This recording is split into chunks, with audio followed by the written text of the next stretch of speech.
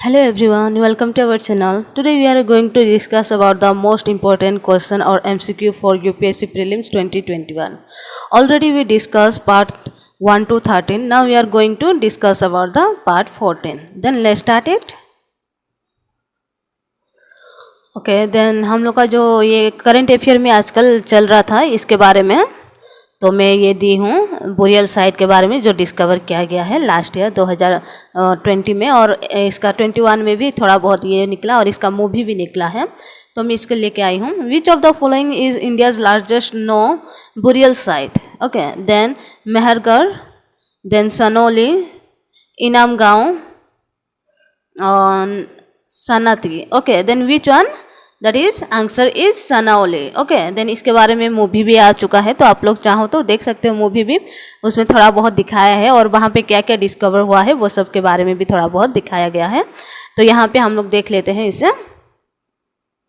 और देन ये हम लोग का carbon dating test have confirm that India's largest known necropolis in UP. Okay then Sanauli where 126 burial have been discovered until now is 3800 years old. Okay ये क्या कब का है? 3800 साल पुराना है और ये सनौली है. वहाँ पे कितना बुरियल मिला था? 126 बुरियल डिस्कवर किया गया है. The remain found in 2005 to 2006 region. The Sanauli community belong to the late bronze age. Then 2005 से 2006 के सीजन में इसको किया गया था सनौली सेमेंट्री. तो अभी क्या है उसको डिस्कवर हुआ है. देन इसको क्या है लेट ब्रॉन्ज एज भी कहा जाता है. ओके देन हम लोग नेक्स्ट देख लेते हैं. Consider the following statement regarding weathering. Okay weather के बारे में थोड़ा देखते हैं. Carbonating and hydration are example of chemical weathering. Then physical weathering process are small and slow and cause less damage to the rock over time. Then ये नहीं होगा. 2 then water and air are must for chemical weathering. Then हम लोग का 1 and 3 is correct answer. B हो जाता है correct answer. Okay देख लेते हैं explanation. Then chemical weathering, a group of weathering process, solution, carbonation, hydration, oxidation and reduction act on the rock of decompose, dissolve or reduce them to a fine clastic state through chemical reaction by oxygen. Then यहाँ पे है water and air along with the heat must be present to speed up all chemical reaction. यहाँ पे क्या है water और air से होता है. Then physical weathering क्या है? Depending on some applied force, gravitational force such as overburden pressure, load and shearing stress. Then physical weathering में क्या है? कोई फोर्स होना चाहिए तभी जाके ये क्या हो सकता है चेंज हो सकता है, फिजिकल वेदरिंग हो सकता है. ओके देन हम लोग का question number 133. India's biggest floating solar plant by generation capacity will be set up at which of the following state. तो यहाँ पे हम लोग का 4 स्टेट दिया गया है. देखते हैं कहाँ से है. कर्नाटका में करने वाले हैं, तेलंगाना, झारखंड, अरुणाचल प्रदेश. तो हम लोग का ये कहाँ पे होने वाला है? तेलंगाना. ओके देन यहाँ पे देख लेते हैं. ये भी हम लोग का न्यूज़ में था. Okay, India's biggest floating solar power plant by generation capacity is being developed by NTPC in the reservoirs of its thermal plant at Namagundam in Padapalli district of Telangana. यहाँ पे होने वाला है. Okay, then हम लोग का question number 134 with reference to a harmonized system of nomenclature. Code consider the following statement. तो यहाँ पे देख लेते हैं हम लोग का HSN. It is an international nomenclature system for the systematic classification of goods. It has been developed by the World Trade Organization. Then trader in India can import any good into the country without mentioning its HSN code. Then कौन सा हम लोग का correct हो जाता है? Option 1 correct है. ये वाला देखिए. It is an international nomenclature system for the systematic classification of good है और यहाँ पे जो दिया है ये वर्ल्ड ट्रेड ऑर्गेनाइजेशन से ये नहीं करता है और ना ही इंडिया में कोई भी गुड विथआउट HNS कोड से आ सकता है. Then only 1 correct, A correct हो जाता है हम लोग का. तो देख लेते हैं यहाँ पे. Okay, the statement 1 is correct. In trade parlance, every product is categorized under the HNS code. Okay, then हर एक प्रोडक्ट जो भी आने वाला है वो HNS कोड से होने वाला है और ये इसके बारे में है 6 डिजिट आर यूनिवर्सल कॉमन, और HN कोड कितना है, गुड्स एट 6 डिजिट का होता है ये। देन हम लोग का ऑप्शन जो 2 था वो रॉन्ग था, वर्ल्ड ट्रेड ऑर्गेनाइजेशन नहीं था, यहाँ पे क्या है, वर्ल्ड कस्टम ऑर्गेनाइजेशन है। ओके, देन थर्ड वन भी रॉन्ग है, India does not allow import without HN से कोड। ओके, HSN कोड हम लोग को होना चाहिए, तभी इंडिया अलाउ करेगा कोई भी सामान इम्पोर्ट होने के लिए। ओके, देन इसके बारे में डिटेल आपको चाहिए तो आप लोग ये कर सकते हो, इसका PDF ले सकते हो, मैं शेयर कर दूंगी। Then 135 which of the following statement is are correct regarding the national agricultural operative marketing federation of India limited. Okay, then यहाँ पे देख लेते हैं, NAFED is the central nodal agency for procurement and fixing the minimum support price of oil seed and pulses. It is interested with the supply of agri commodities to different countries during emergency relief. Then it supply various essential items during their abnormal price rise. Then select the correct answer using the code given below. Okay, then यहाँ पे देख लेते हैं, select the correct answer using code given below 1 2 3 2 1 2 3। तो यहाँ पे हम लोग का क्या है, 1 रॉन्ग है, ऑयल और ये के लिए नहीं है, पल्सेस के लिए नहीं है, मिनिमम सपोर्ट प्राइस। देन हम लोग का क्या है, 2 and 3 हम लोग का सही हो जाता है, B, करेक्ट आंसर B।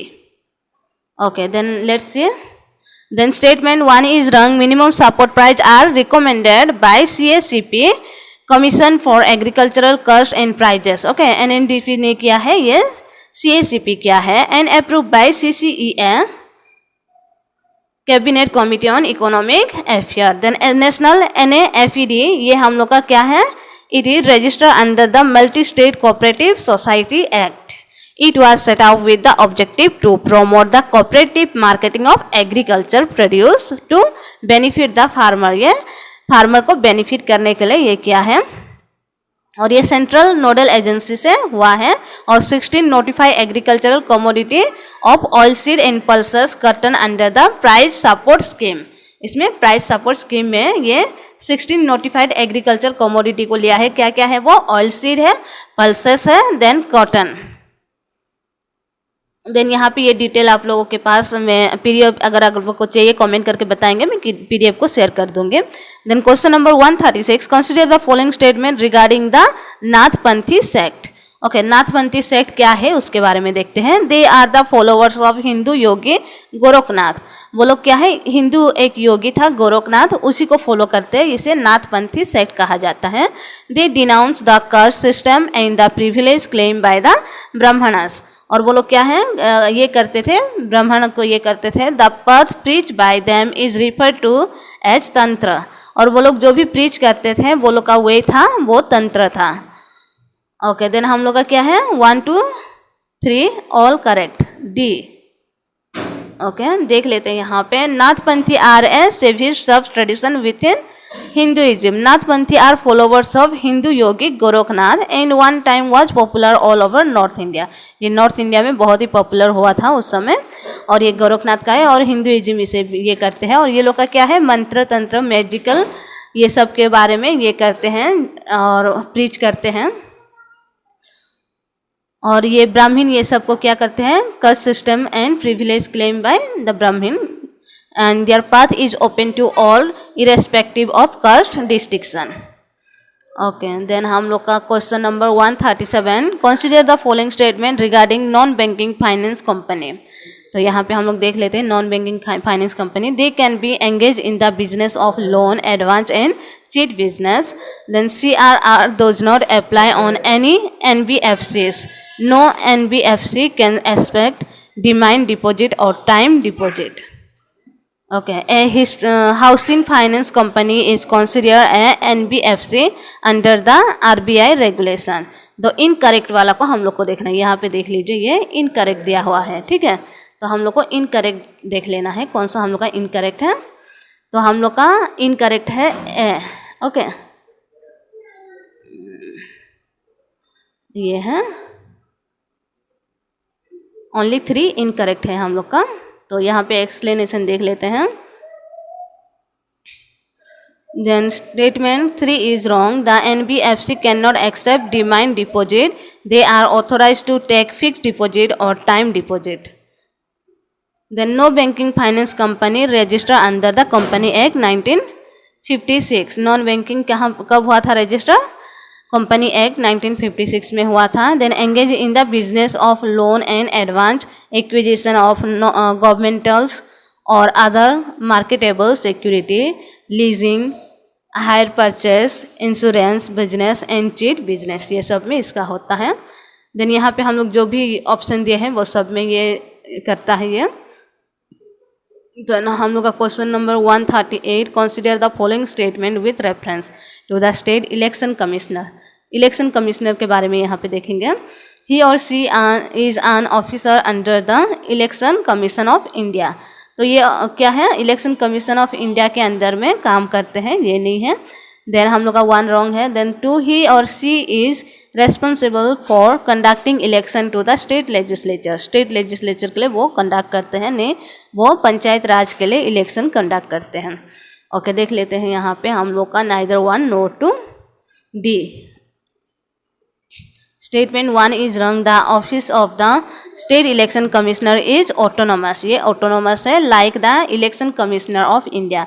जैसे इलेक्शन कमिश्नर ऑफ इंडिया वो ऑटोनोमस है, इंडिपेंडेंट है, किसी के अंडर नहीं आता है, ऐसे स्टेट इलेक्शन कमिश्नर भी वो ऑटोनोमस है. देन स्टेट इलेक्शन कमीशन क्या करता है? वो क्या कंडक्ट करता है? पंचायती राज इंस्टीट्यूशन इलेक्शन को कंडक्ट करता है. ओके, देन हम लोग का question number 139, consider the following struck beaches spit bar. Which of the following is are the depositional landform created by web? तो हम लोग का यहाँ पे 3 ऑप्शन दिया है. कौन सा इसमें से लैंडफॉर्म डिपोजिशनल लैंडफॉर्म होता है वेब से? हम लोग देख लेते हैं. ये देख लीजिए एक बार, इसका ये देख लेते हैं ड्रॉ. ये देखिए यहाँ पे जो भी हम लोग का ये होता है डिपॉजिट होता है, यहाँ पे बनता है डिपोजिशनल लैंडफॉर्म बाय वेब.